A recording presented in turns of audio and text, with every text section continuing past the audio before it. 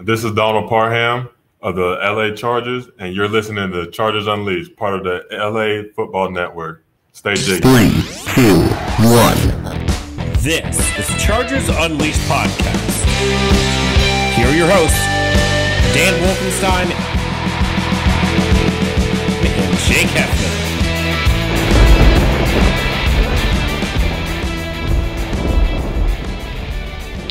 Welcome to another edition of Chargers Unleashed. Jake Hefner and Dan Wolkenstein here with you from the LA Football Network. Today's show, of course, being brought to you by UFC Fit in Temecula, Charger Bolt Family, Tick Pick, and Golden Road Brewery. Dan Wolkenstein, Super Bowl 56 is just a short 2 weeks away. You would love it if we were talking about the Chargers being able to participate in such an event, of course, of it being in LA.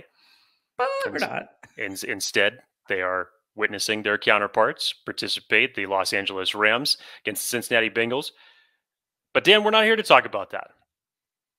We're not here to talk about that. As we stated last week, we kind of put a bow on the 2021 NFL season that was for the Los Angeles Chargers. And we are hip deep in what some would call excrement, but we are hip deep in the 2022 offseason, looking towards everything there. Of course, this week you have big-time events with the East-West Shrine Game and, of course, the Senior Bowl taking place this week. Some deadlines that are on the horizon as it relates to the franchise tag. Big notable names as it relates to that subject coming up. Beyond that, you have the Combine, you have the NFL Draft, you have free agency. There's a lot to look forward to in these next several weeks, and that is what Dan Wolkenstein and myself will be talking about over these next several episodes. But first and foremost, as usual, Dan, how the hell are you, sir? I'm good. I will say, I feel like there's a lot of people, especially in Chargers community, who are a little in their feelings about this upcoming Super Bowl.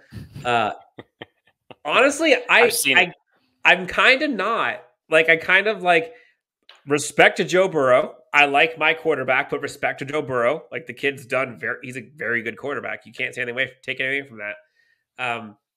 The Rams have a really cool story with how many things that have happened to them this year and what they've kind of come through. I mean, Cam Akers, my goodness, Odell Beckham, Matt Stafford, Von Miller. It's a cool story, and I really don't care about like, oh, now the LA Chargers are the second team. Like, just it's not that big a deal. It is nice to enjoy the game and just block out the narratives. It is nice to see some new blood in the Super Bowl. It's refreshing. We've now heard that Tom Brady has now officially retired. Good riddance. Respect to him for how well he has played and his success in the NFL, but I am ready for a Tom Brady-less NFL. Just going to say that. But it's been weird. So Super Bowl 56 coming up. Chargers are not in it, but LAFB will be well representing at Radio Row the whole week leading up to the Super Bowl. Myself, Ryan, a few other folks on the network will be there. So we have some fun things going there. And for all we know, there may be some Chargers that are there. May have some special guests coming, some events coming up. So stay tuned for that. But to answer your question, Jake, I'm doing very, very good. How are you doing? Bro, like you said, you get new blood in the Super Bowl. It's not the typical Brady, Roethlisberger, Mahomes, Rodgers type candidates that anybody thought that was going to be there. It's new. It's refreshing. It's a Super Bowl that I could actually sit down and enjoy and not have to root very heavily against another team and be disappointed with the result. Nice, right? So, dude, it's great. I'm going to enjoy these next 2 weeks, as Dan said, with what's going on with Radio Row. There's a lot that's coming up, especially after this week with the East-West Shrine Game and the Senior Bowl. We already have guests that are lined up for next week that we will be doing, how would you say it, a recap of the results that are going to be coming in this week. And, of course, who were the players that shine the most, but more importantly, who are the players that the Chargers should be keeping eyes on? So, looking forward to that. We have some fun stuff planned for next week. Let's just call it that for now.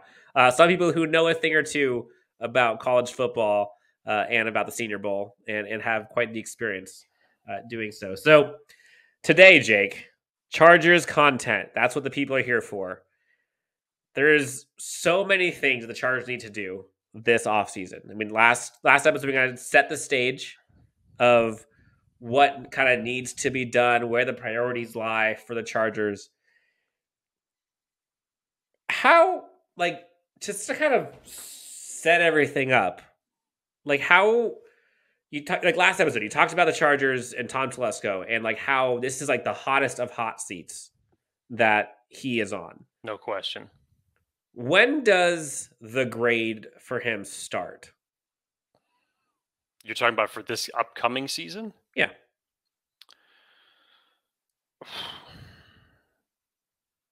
To be fair to Tom Telesco, I don't think you could really give him. I don't think you could really start giving him a grade until after the draft passes, because these are the two biggest things that obviously are telltale signs of where his mindset's going to be. He's never had this much draft capital before since his time being as a GM. He's never had this much cap space to work for since he's being a GM. So how is he going to utilize it? And that's the biggest question. Obviously, his priorities, as he and Brandon Staley have both said, is that they want to re-sign some of their own. And there are some key names that they, along with the rest of the Chargers fan base, would like to see donning the powder blues once again. Kaiser White, Mike Williams, and Uchenna Nwosu, Justin Jones, just to name a few. There are a few more in there, but those are some of the biggest names that you can think of right off the top of your head. But it's beyond that. Because yes, it's great that you can retain your own. We've seen what it's like with those players already on this team. But this team needs to get dramatically better. And especially when you've seen philosophies and a lot of the things that have been thrown Tom Telesco's way, especially in the Chargers fan base on Twitter, when you look at what, let's just take it for example, again, this is where the narratives have been coming from all this week. But when you look at what the Cincinnati Bengals did, even though they decided to not prioritize their offensive line really that much in the offseason, with their star quarterback coming off of a huge knee injury that just so happened those moves ended up getting Rashawn Slater to the Chargers at number 13, but that's a whole different story. But even with the offensive line that they have, they went out and they still spent money in free agency. They got some key defensive pickups that really have made huge impacts for their Super Bowl run. You look at the Rams have been a team that has operated on a different philosophy for the last several years. You feel like they're all in every season. Now, is that sustainable long term? No, it is not. Have they done a good job of developing the draft picks that they had when we haven't been talking about a first round draft pick for the Rams in years? Yes, they've done a good job at that as far as player development goes and free agents and knowing what it is that they have and knowing that whoever it is that they bring in free agency that they can bring in and make an impact. So there's a lot of different philosophies here. And Tom Telesco is in the minority when it comes to, not necessarily spending big on free agents, because I think he's gotten better at that. But I think it's the amount and where he prioritizes it is the really big question.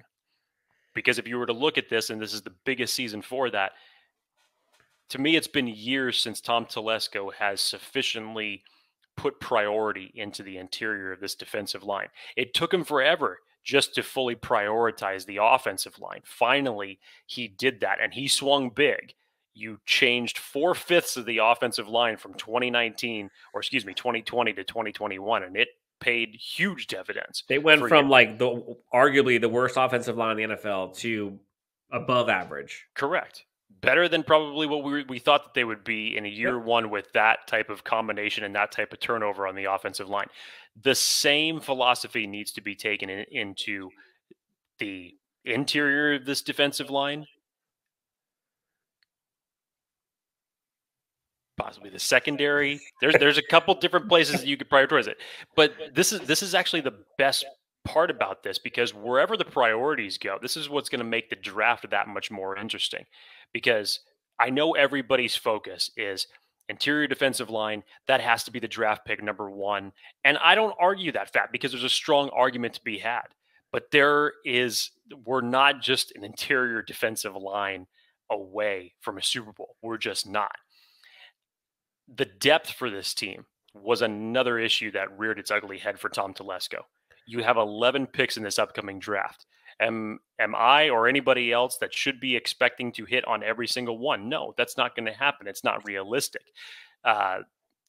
Very few teams hit on every single one of their draft picks, but you want to have enough contributors. When we were talking about it last week, you look at just the comparison alone between the 2020 draft that Tom Telesco had and last year's draft. And the contributors that you had in a 1-year span was very, very good. Again, jury's out on some of them. We still haven't seen a lot of them perform yet. For the ones from last year, Mark Webb didn't really get that much of an opportunity, but Nick Neiman ended up being a key special teams contributor. You still would have liked this. I mean, Trey McKitty looks like he's going to develop into a solid blocker. Josh Palmer, what he's going to possibly develop into. And you look at that group, along with Asante Samuel and Rashawn Slater of that draft class, the nucleus as of right now looks okay. But damn, you look at 2020 and Justin Herbert is really the only bright spot that you could say that came out of that. And he has had those drafts where it's just like, he's had the saving grace drafts, if you will. The Joey Bosa's that were taken, the Derwin James that were taken, the Justin Herberts that were taken, the Rashawn Slater that fell into his lap. But beyond that, it's hard to find a draft of his where you could say, yes, they hit here, they hit here, they hit here. You want an easy comparison? Look at the Chiefs draft classes, not just who they took with their first pick. Go back and look at their last 3 or 4 draft classes, and there are 4 to 5 guys in some of their drafts that are key contributors to their team right now. And that's how you have to build. And even when you look at the Rams, with the limited amount of draft picks that they have had, and they don't have a first-round draft pick again until 2024, but with the limited amount of draft picks that they've had, they've known the guys that they've wanted, and they have the personnel in order to develop them properly, and they're contributing on their team. So Tom Telesco he is on the hottest seat that he has ever felt going into this season, because with this amount of assets that you have, and this type of draft capital, and with the ability to bring in free agents and keep some of your own to make a championship push to go with the likes of Joe Burrow, Patrick Mahomes, Josh Allen, you have to do this now. So the grade for me, it will be a flexible grade at best, but you'll get the initial grade from me after the draft. That is the fair point to do it. I know everybody is going to throw stones at Tom Telesco if in the first 5 minutes of when that free agency window opens that he hasn't signed somebody.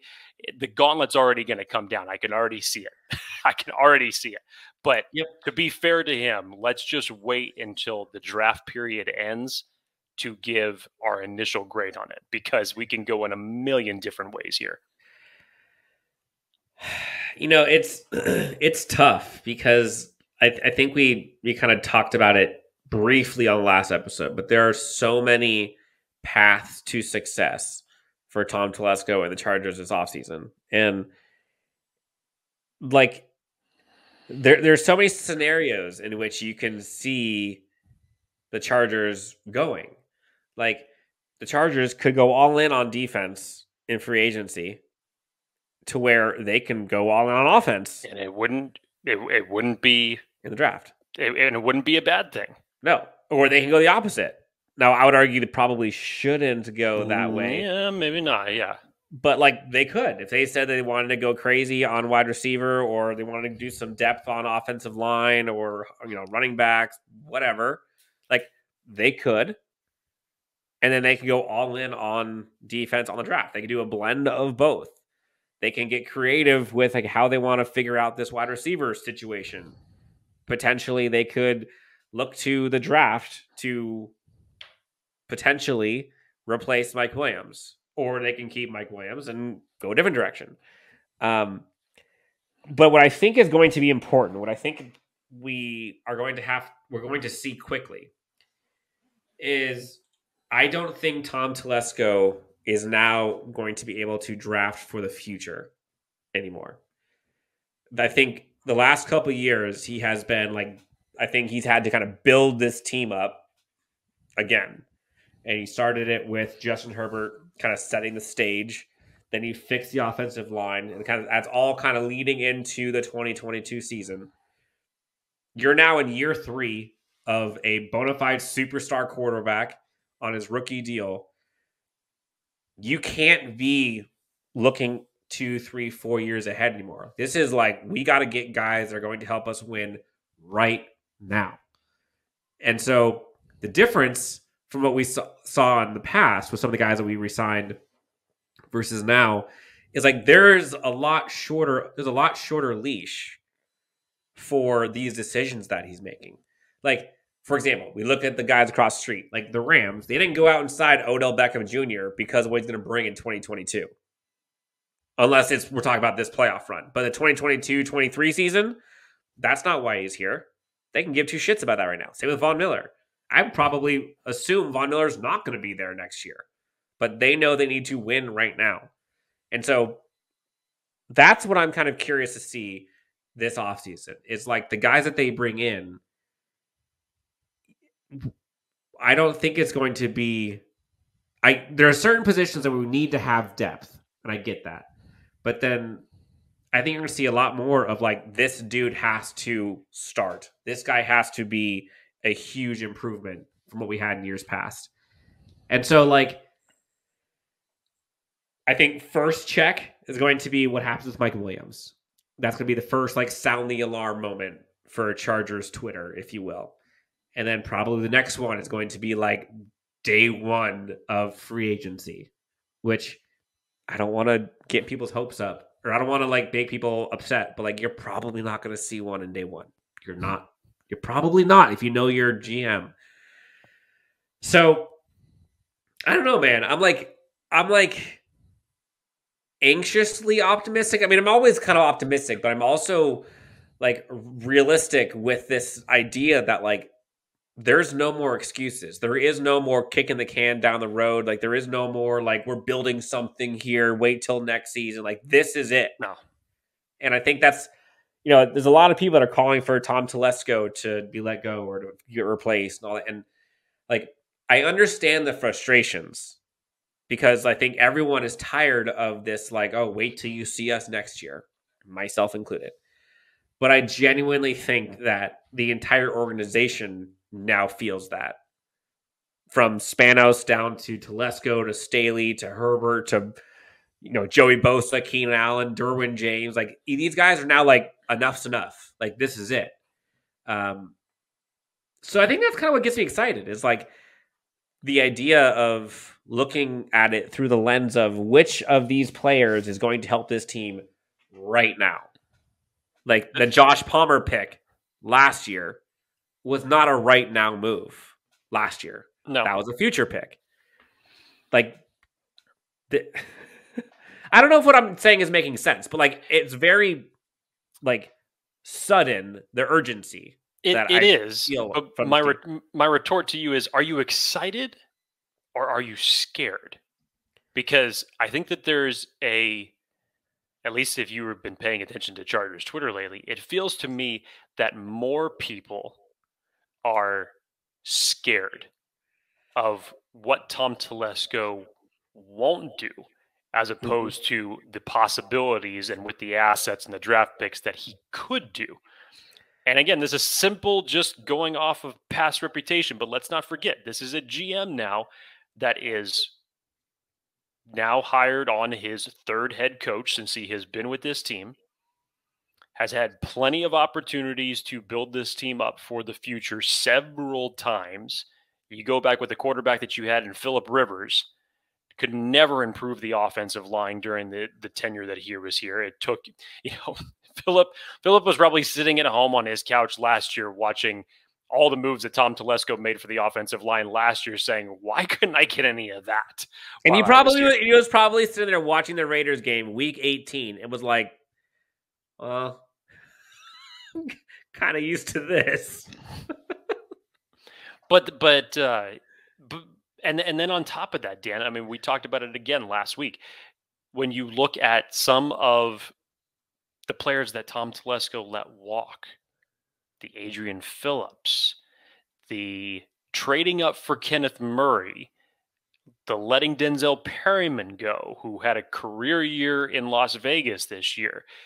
The after effect of that has me absolutely terrified that he may be arrogant enough, because it does take Tom Telesco a little bit to admit when he's wrong, and whether it's on a free agent bust or a draft pick that may not have panned out, he will stick with them until it absolutely needs to be done with. And with Kenneth Murray, for the fact that you traded back up in the first round to get him, I'm terrified for the fact that may just put the blinders on to say, you know what, Kaiser White, you had a fantastic year for us. Nope. But we're going to go in a different direction. But that's my point, Dan. That's just my point. Again, well, you know what it is I think, like, the good news that comes from this is I think everyone acknowledges this is like a make or break year. From Tom Telesco all the way down to the common folk, you and me. I think everyone recognizes and will acknowledge that, like, if they don't win this coming year, and when I mean win, if they don't get in the playoffs and at least win a game, I think would be my version of success. Things are going to change. And what I think people may be able to get solace in is the fact that this time next year, you're either going to see a playoff team or probably a new GM. Like, I don't think you're going to be able to see neither. I just don't. I think people listen. I think Spanos listens. And there's only so much he can do when your GM has been given 3 years now with his phenom quarterback and new coaching staff, insert however many draft picks and free agents and blah, blah, blah, blah, blah, blah. If you can't do it in 3 years with that quarterback and having a top 5 offense in statistically almost every category, it seemed, with a defensive-minded head coach, I don't think there's a scenario in which the Chargers make it past this next season without either a new GM or a playoff winning team. There's no way. I agree with that. So I think that's what people are scared. But I think if you flip that, I think there needs to be at least some level of excitement in the fact that, like, something is going to change. It's either going to be in a good way, the team's more successful, Tom Telesco is doing well, more free agency coming in here, bigger splashes, playoff wins, Telesco's extended, or same thing happened this year. Let's just say what it is. Same thing happens in 2022 that happened in 2021, and we have a new GM. I don't see another scenario. There's no way.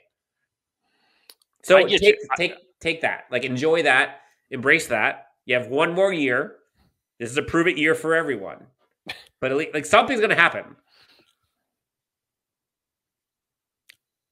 The only thing I would disagree with you on is that I'm not so sure that Dean Spanos listens that well. To me, Dean Spanos is like the last kid that gets into class from recess.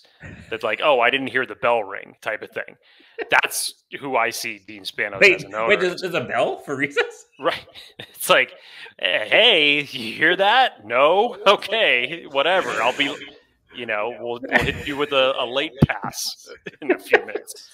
To me, that's just like Dean Spanos has just been a little bit too late to the party on a lot of the things that he's done historically as an owner, whether it's, you even go all the way back to the days of AJ Smith, or hell, Dan, he wasn't even an intricate part of Marty Schottenheimer's firing. I mean, just questionable things like that. So, you would hope from a standpoint like that they've righted the ship, and you would hope from a standpoint of when you look at what, and I use this just in the standpoint of being reflective of where the Chargers are in Justin Herbert's contract situation right now, but look at what the Chiefs are now going to be paying Patrick Mahomes next year when he's finally off that rookie deal.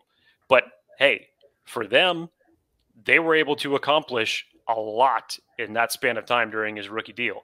They got a Super Bowl out of it. And how many AFC championships? I don't think that they're complaining that much because he ain't going nowhere for a while. And I'm sure a lot more years the AFC is going to have to run through Kansas City, unfortunately. But just using that as an example, it is such a luxury when you have a quarterback on their rookie deal and what you can do with it.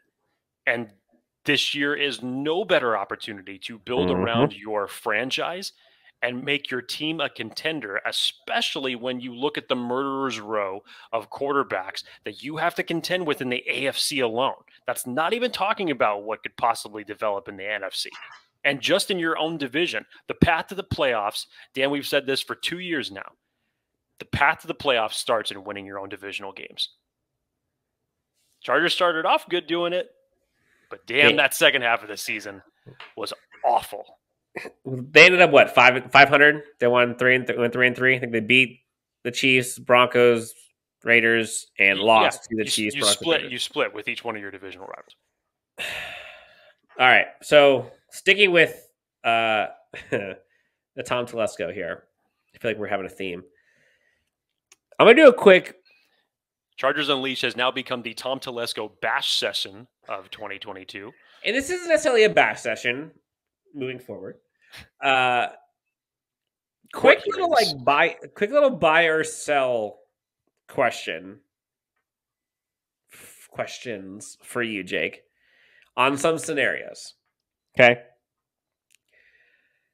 Chargers will have a top 15 rushing defense in 2022.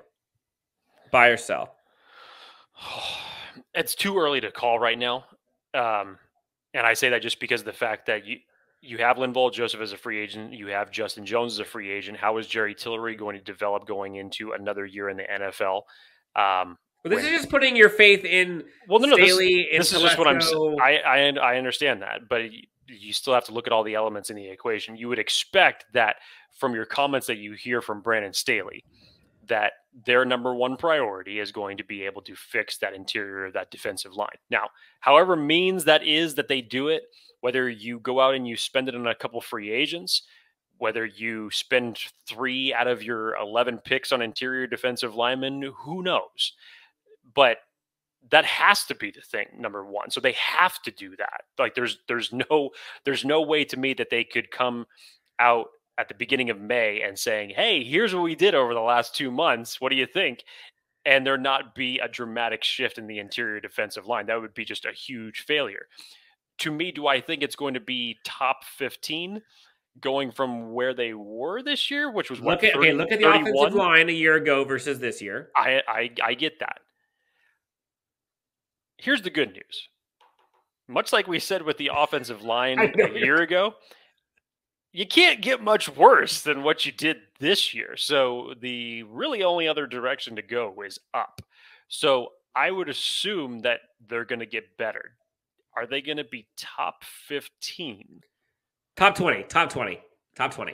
I'll put them in a top 20. I think right now, here as we stand, I think top 15 is a little bit too high expectations. Okay. So you're buying top 20, you're selling top 15. All right. Yes.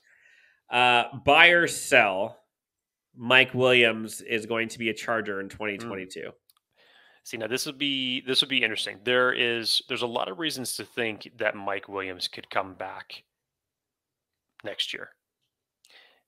The real kicker here is in what form and how long could he be coming back for? As we mentioned, the deadline for, not the deadline, but the franchise tag window opens for a number of different players. I believe it's on February 22nd. And for wide receivers for this year, the franchise number is at $18.5 million. 18.5. Steep. Probably what you would think that would be around the range that if you were to sell him long-term on a year-by-year, that would probably be the range that it is. Now, for some people out there, they believe that that's too expensive. So other people think that that's the sweet spot, somewhere in that 16 to 18 million as far as what he deserves given his full body of work when you assess it. And remember, the salary cap for like the franchise tag numbers is what is it? It's the top 5.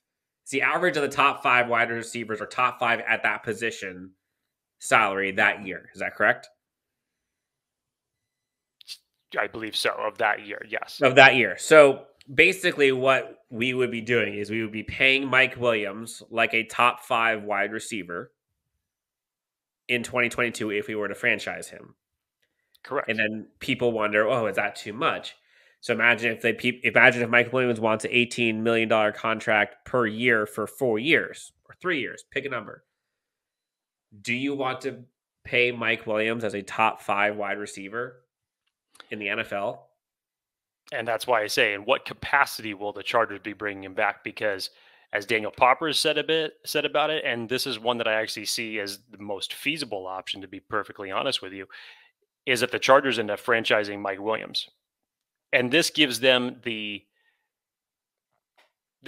option with the most outs. Now, I'm not saying that I wouldn't want to see Mike Williams here for a long period of time, but people always reference Mike Williams' injuries that he's had in the past, not being able to complete a full season. This was his best season that he had, and for good reason. He bet on himself. He cashed in on himself. Joe Lombardi really developed him into more than just a, downfield jump ball type receiver. He made him more of a complete receiver this year, and it showed. But if you franchise tag Mike Williams this year, it gives you a couple of options. One, it gives you a little bit more of a window to negotiate a long-term contract. Or if the Chargers do decide to move on, if Joshua Palmer ends up developing into that guy, this gives you that one more year to see if that is the case, that he's the guy, and then you could walk away from Mike Williams.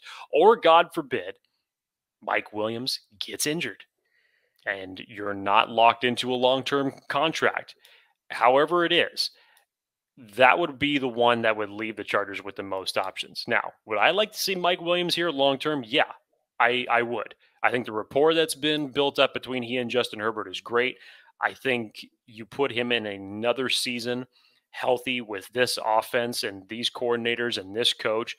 I think you can do some big time damage. As much as we all love and laud Keenan Allen for what he is, you still need a weapon like the likes of Mike Williams. You really do. And if it's this Mike Williams that we saw in this year, then yes, 100%, I would love to see him back with the Chargers. So you said it, buy or sell. Does the Chargers bring back Mike Williams this next coming year? Dan, I'm going to say I strictly am basing this off of Staley's comments that he said right after the season ended. Mm-hmm. He was extremely emotional. And when I say that, I mean as far as the words that he used to describe Mike Williams' year, the competitor in him. Or just that game. I think, look, if the Chargers for some reason do not bring him back, I can tell you right now 100% Brandon Staley is going to do everything that he can to do it before that option's even on the table. So I think that Brandon Staley will go to bat for Mike Williams to bring him back next year. So, okay, so buy or sell, you think that, so you're going to buy that Mike Williams will be back. I'll buy it. But are you, if I were to ask the question, buy or sell that Mike Williams is signing a multi-year extension? Or multi-year contract. I'm kind of thinking I'm selling that. I'm selling it. I'm selling it a little bit. Yeah. I'm leaning towards selling it. Okay. Buy or sell. Chargers will pick a right tackle in the first 2 rounds of the NFL draft. I'm buying it. I'm buying it, baby. If anybody, look, again, as we said, this is all circumstantial to what could possibly happen in free agency. But if we're just highlighting a right tackle in free agency, correct. If we're just highlighting the right tackle position, obviously we know that is one thing that drastically needs to improve. Storm Norton obviously is not the answer. Trey Pipkins, while in his few bright shining moments that he gotten this year looked good, I still think he's just better off as that developmental depth piece for now. So you start looking at, okay, well, if the Chargers went free agency route for the right tackles, as of this moment, unless we're going to be talking about people that are getting surprise releases, the free agent market for right tackles right now does not look that good. So automatically your brain goes to the NFL draft.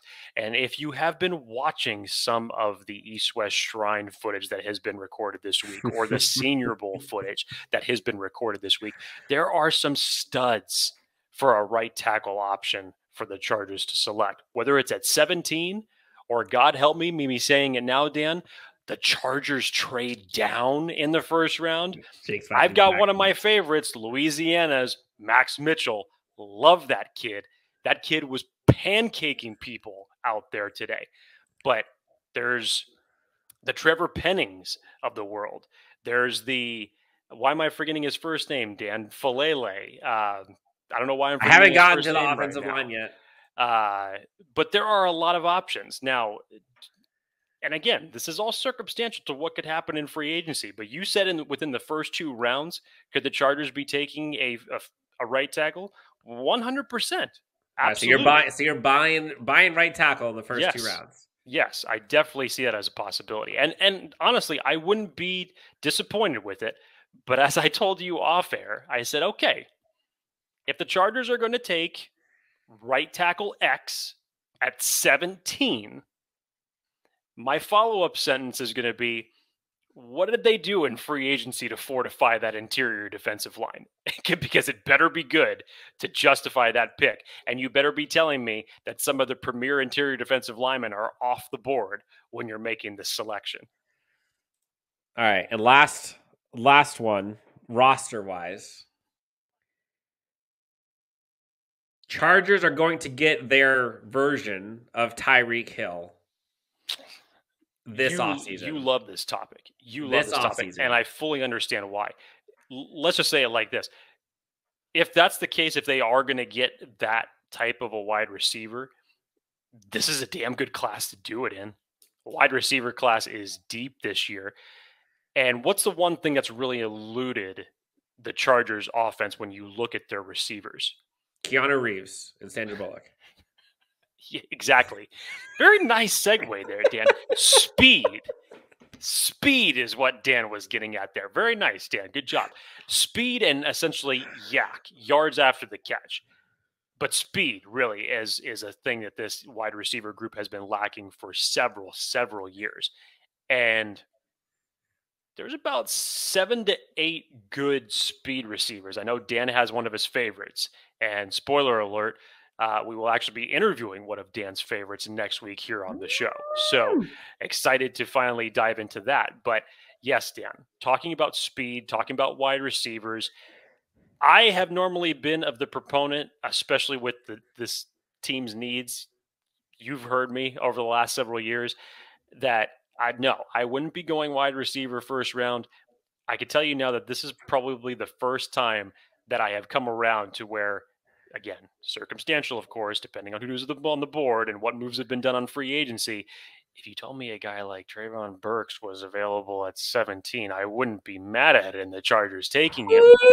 Now we're getting me excited. If you told me that you had some speed in the 3rd round or day 2 in general and looking at a Cal Austin or a Wan'Dale Robinson, I wouldn't be mad at that either. So Sky Moore would be there's a lot of different options that you could look at. So if you were to put it in the Tyreek Hill aspect, I mean, there's not a lot of people on the planet that are like Tyreek Hill, but to get it close to that, to get that type of speed receiver, yes, I'll buy that. Ooh, okay. And so real quick, you mentioned Burks or a wide receiver at 17. And just so we're clear, Jake in the past has been adamantly opposed to wide receiver in the first round. Adamantly. Like, he would be pissed. Let me be clear about this. This was after this.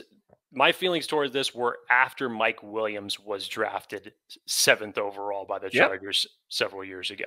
Yep. And honestly, and the reason why I am actually with you in I would be totally fine with some wide receivers at 17. I'd be totally fine with a couple wide receivers at 17.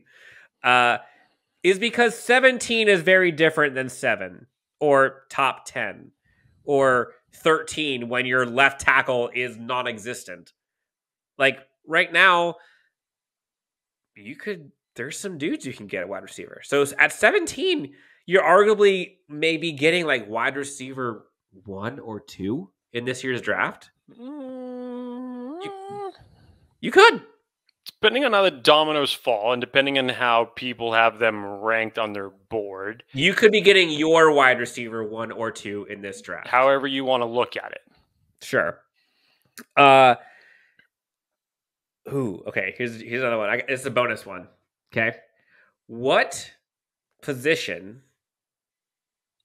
is going to have the most draft picks allotted towards it this year for the Chargers? For the Chargers. I mean, that should be easy. It should be interior defensive line. But again, I'm saying just the draft. Right. You think D tackle / nose tackle is going to be where we get the most draft picks? Mm-hmm. Again, all circumstantial, but I mean, you really need a lot of depth on the D line. Again, we talked about Linval Joseph. We talked about Justin Jones being pending free agents. Christian Covington is also one as well. So you're telling me that you're going to, as of right now on paper, the only real impactful, and if you would call it that, impactful interior defensive lineman that you have is Jerry Tillery? You better get to work. Yeah, Jerry Tillery. I know what we love from Brandon Fehoko and Forrest Merrill. I get that. But, man, you need a lot more work on that interior defensive line. So you're going interior defensive line. A part of me thinks it's going to be like something like corner / safety stuff. I mean, because like look at how depleted that was. Yeah. And how much that impacted immediate losses. Yeah. With Chris Harris being obviously a free agent, I don't think that he returns in 2022. I think that there's definitely going to be some work there that you need good depth in the secondary. You're going to need at least a CB3 to complete 4, this 5. group that you have. Well, yes, at least a CB3 just to field out there with your starting unit. But yes, beyond that, 4, 5, 6, 7, whatever you want to say. So, yeah, I'll give it to you. I'll say at least 2 picks are spent on the secondary. Where they're going to be spent, I have no idea. Does Tom Telesco trade up? Does he trade down? I have no idea once again.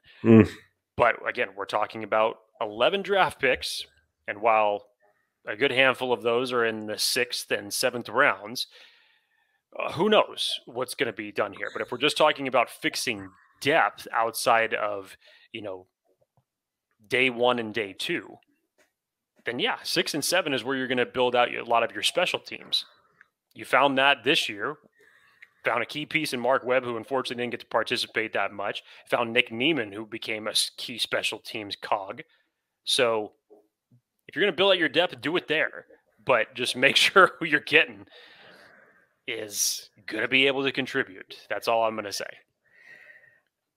So, as we round out this Tom Telesco episode, if you will, you asked the question to me about, like, is it more scared or is it more excited for this offseason?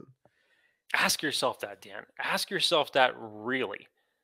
And when I say scared, I'm obviously talking about the pending Kaiser White situation. Mm-hmm. I'm obviously talking about looking at his full body of work. I'm saying, can you remember? I'm saying it in a circumstance where can you remember the last?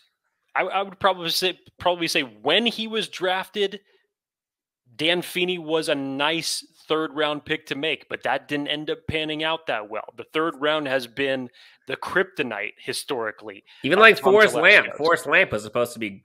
Forrest Lamp was at some point a 1st round pick, dropped to the 2nd. We were ecstatic about that. That didn't end up panning out for whatever reason. But, Joshua Palmer right now looks like that's not bad. Not bad. But, Dan, it's just like the 3rd round scares the living crap out of every Chargers fan, and for good reason. You know what it is I think last year was probably one of the first off seasons that I can remember where the Chargers did pretty darn good in both free agency and the draft. Now, did they need more? Sure. But their picks played out pretty good. You get Asante Samuel Jr., you get Rashawn Slater, and then the guys behind him, Chris Rumpf, Nick. It was a start. Yeah. It was a start. Like the draft was pretty good. And then free agency, you completely reboost your offensive line. Like, that's a win. That's a win. Now, my key there is you just have to build on that because right. Like, have we seen that happen 2 years in a row? That's where people get scared. No, and we could be hopeful.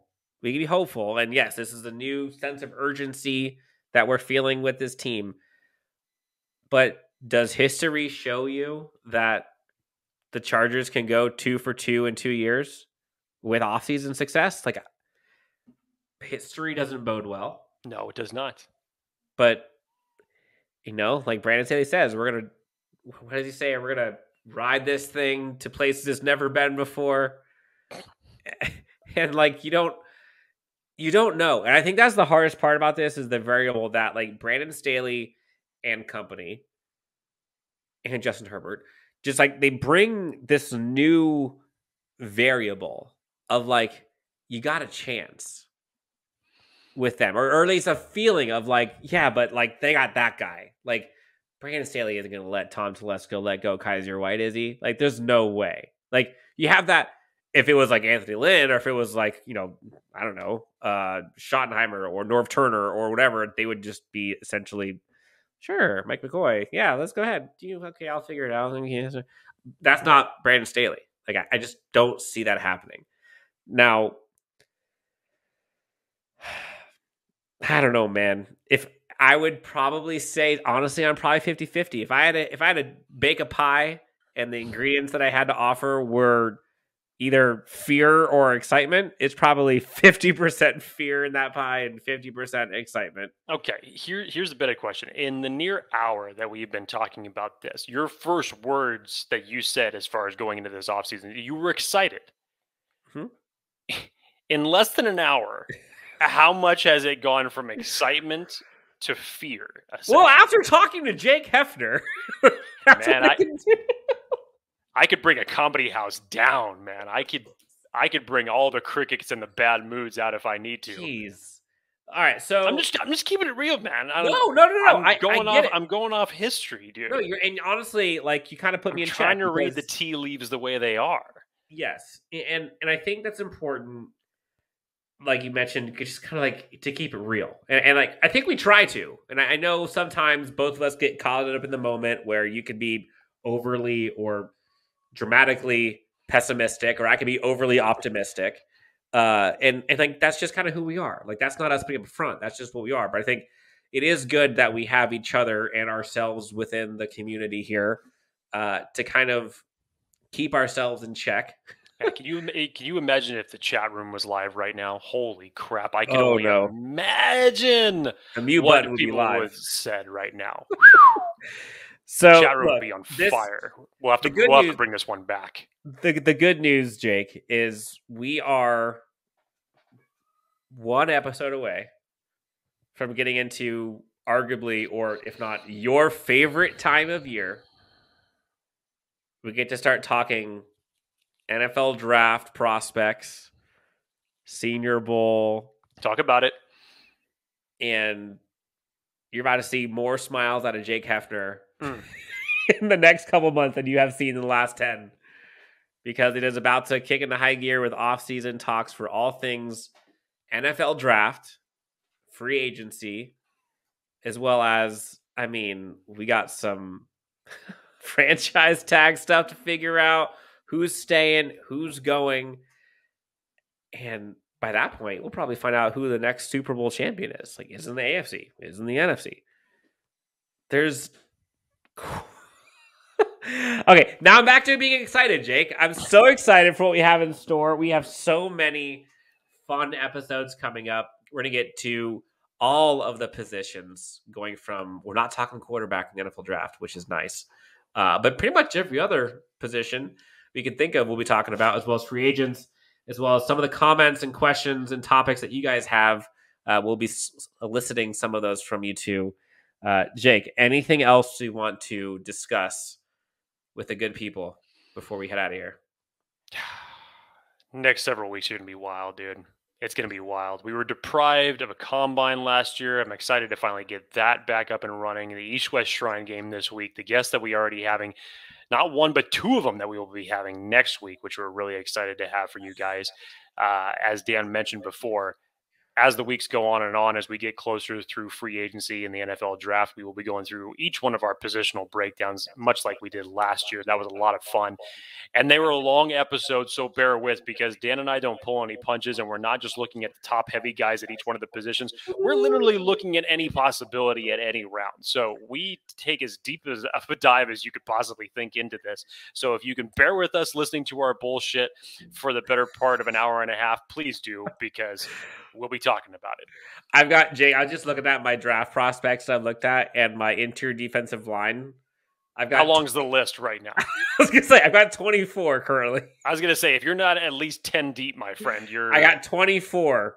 Okay. And boy, there's some options. So I had to rework the board just a little bit to say I need to go back and watch film on X Player just from some of the highlights today in Senior Bowl, for crying out loud.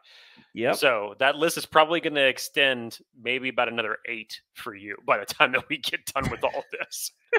Probably, but be on the lookout for folks watching or listening. We have some new things coming up, not just with some of the people that are coming on, but some of the new feature functionality things that we're going to try to do to make this show even better for you. But until that time, you can find Jake, his backwards hat, his beautiful, luscious beard at Jake T. Hefner on Twitter.